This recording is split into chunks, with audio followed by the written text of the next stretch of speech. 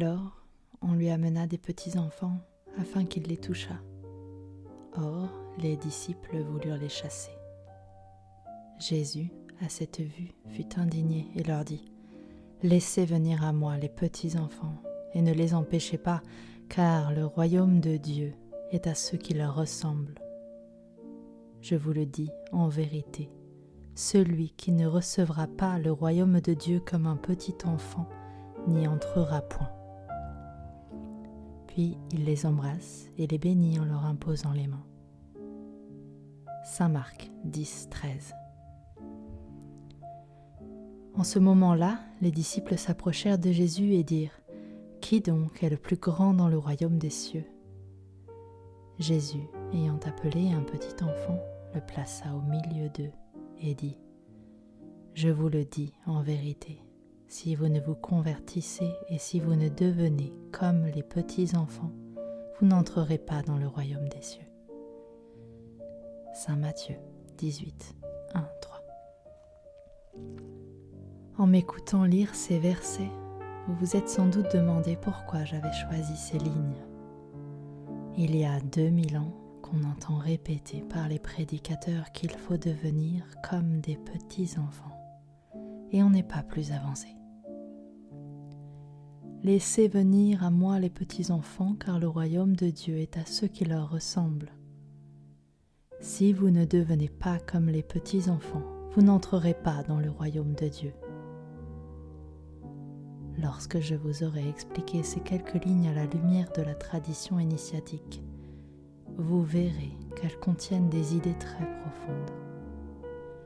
Quand on pense à l'enfance, on ne peut pas ne pas évoquer la vieillesse, car il existe un lien entre elles. Les enfants sont attirés par les personnes âgées et inversement, les vieillards aiment beaucoup les enfants. La vie est comme un cercle dont le commencement est l'enfance et la fin, la vieillesse. Les deux extrémités se touchent. Pourtant, bien sûr, un enfant et un vieillard n'inspirent pas du tout les mêmes sentiments. Le petit enfant, tout de suite, vous avez envie de l'embrasser, de le caresser, de le tenir dans vos bras, de le faire sauter sur vos genoux.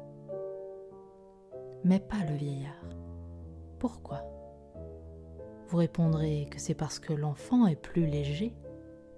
Non, ce n'est pas seulement cela.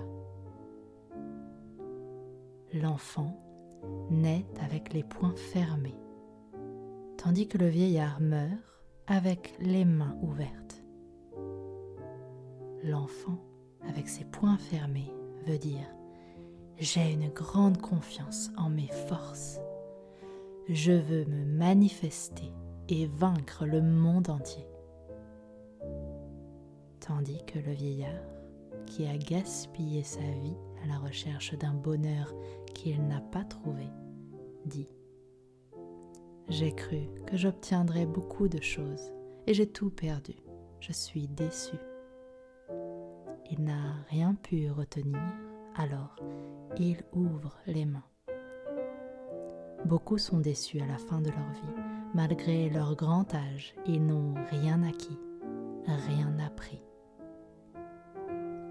En réalité, il est très difficile de devenir un véritable vieillard, si difficile que Jésus a dit : « Si vous ne ressemblez pas à des enfants, vous n'entrerez pas dans le royaume de Dieu. » Dans le ciel, il y a déjà 24 vieillards, et il n'y a donc pas de place pour d'autres. Dans l'Apocalypse de Saint Jean, il est écrit : « Je vis 24 trônes, et sur ces trônes 24 vieillards assis, revêtus de vêtements blancs, et sur leurs têtes des couronnes d'or. » Les 24 vieillards sont des esprits extrêmement élevés. Ils forment un conseil qui préside aux destinées des êtres. Comment oserions-nous poser notre candidature à ce conseil ? Alors, vous voyez, puisqu'on ne peut plus se présenter au paradis comme vieillard, il faut y entrer comme enfant. Alors là, entrée libre, tous les enfants sont acceptés.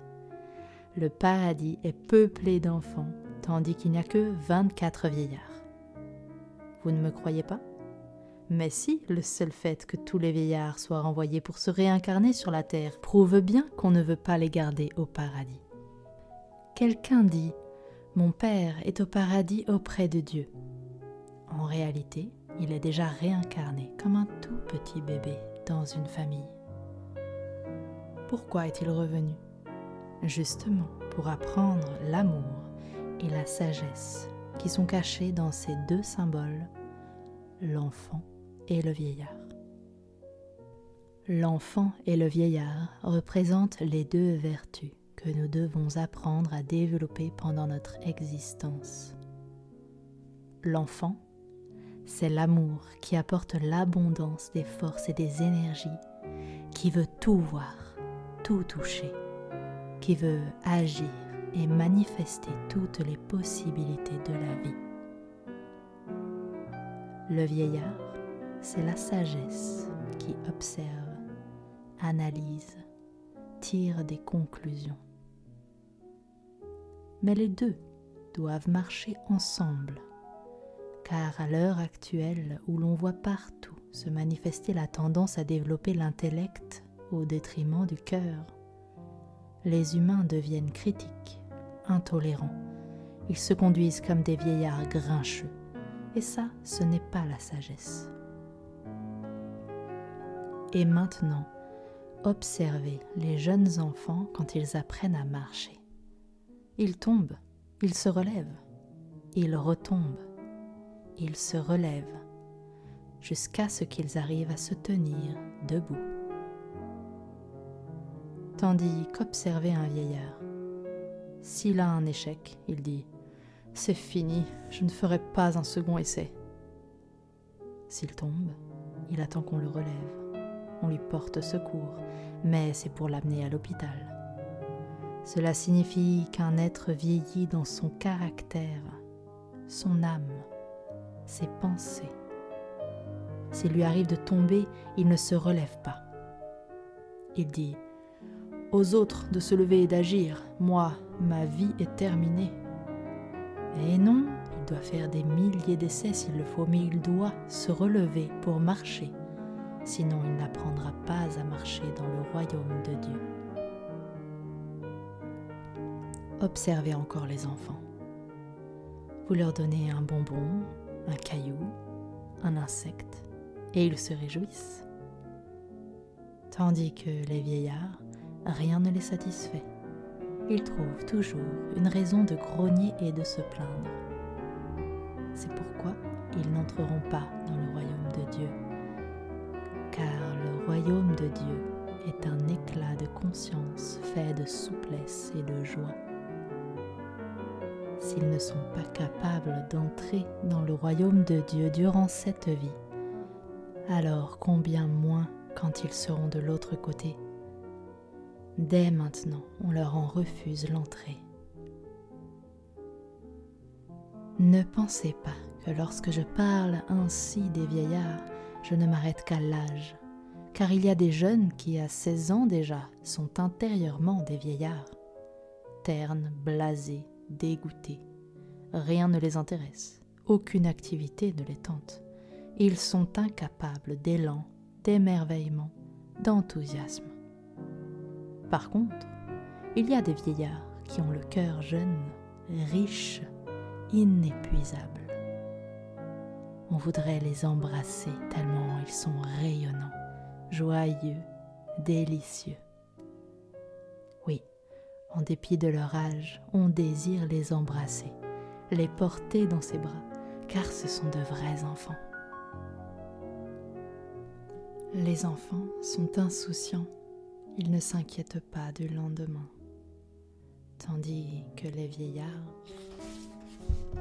se tourmentent continuellement pour l'avenir qu'ils voient toujours plein d'incertitudes.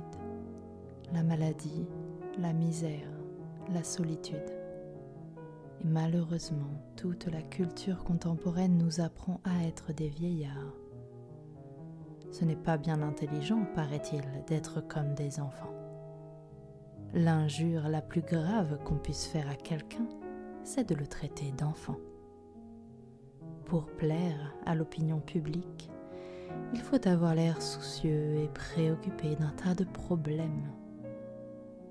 Si un adulte est joyeux, simple, ouvert, on considère qu'il n'est ni sage ni profond. Avec cette philosophie qui tue de plus en plus les bons élans de sa nature, l'homme se détruit. C'est pourquoi efforcez-vous de devenir des enfants avec un cœur toujours vivant, aimant, s'intéressant à tout, pardonnant vite, se réjouissant des moindres choses, oubliant rapidement les vexations, les tristesses et les chutes. Un cœur constamment disposé à aimer, à embrasser le monde entier. Un cœur qui ne se cristallise pas, qui ne se refroidit pas. Tant que votre cœur garde sa chaleur, vous ne pouvez pas vieillir.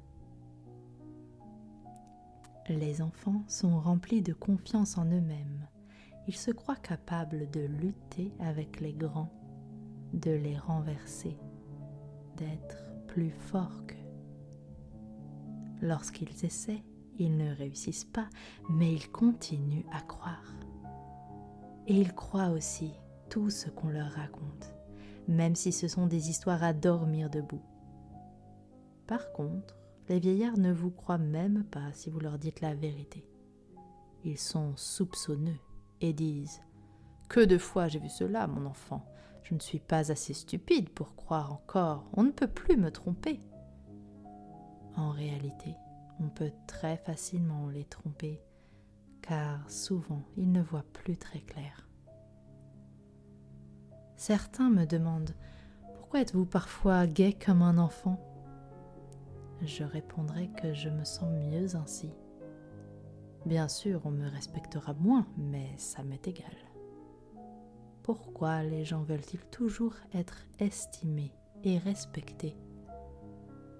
On estime les vieillards, on les respecte, mais on ne les aime pas. Une montagne est une grande chose que l'on admire, mais on marche dessus, tandis qu'une petite perle, on désire la porter sur soi. Quel est celui d'entre vous qui respecte les enfants et leur fait des révérences ? Les enfants, on les caresse, on leur donne une gifle quelquefois, mais on les aime. Dans l'amour qu'on a pour eux, il y a de la chaleur, tandis que dans le respect, il y a souvent du froid. On respecte tous les grands personnages, les vieillards, les savants, mais il est rare qu'on les aime. On s'incline devant un grand vieillard, on le salue très bas, mais on cherche le moyen de le quitter au plus vite. Celui qui veut toujours être respecté perdra l'amour des autres. Au contraire, celui qui veut rester pareil à un enfant ne sera peut-être pas respecté, mais tout le monde l'aimera. Si vous ne cherchez que le respect des autres, un jour viendra où vous vous sentirez très seul. Vous direz « Lorsque je passe dans la rue, tous me saluent avec beaucoup d'égards, mais je suis solitaire et personne ne vient me réchauffer. » Le respect ne comble jamais notre cœur. Il n'y a que l'amour qui nous rend heureux. Voilà pourquoi celui qui veut être comblé doit préférer l'amour et donc devenir pareil à un enfant. L'amour et la sagesse, voilà ce que nous devons posséder. L'amour dans le cœur et la sagesse dans l'intellect. Le cœur doit rester éternellement jeune. L'intellect doit être très vieux. Car si l'inverse se produit, si le cœur reste vieux et l'intellect trop jeune, c'est désastreux. celui qui est toujours mécontent, triste, déçu, soupçonneux, inquiet, a le cœur d'un vieillard. Il n'aime pas, ne s'intéresse à rien et n'avance pas. D'ailleurs, le plus souvent, l'intellect d'un tel homme est resté dans l'enfance. L'enfance et la vieillesse ne sont pas mauvaises en soi, à condition de savoir ce qui doit être jeune et ce qui doit être vieux. On rencontre parfois de très grands savants, de très grands érudits, qui possèdent une extraordinaire jeunesse de cœur, et c'est l'idéal, la perfection.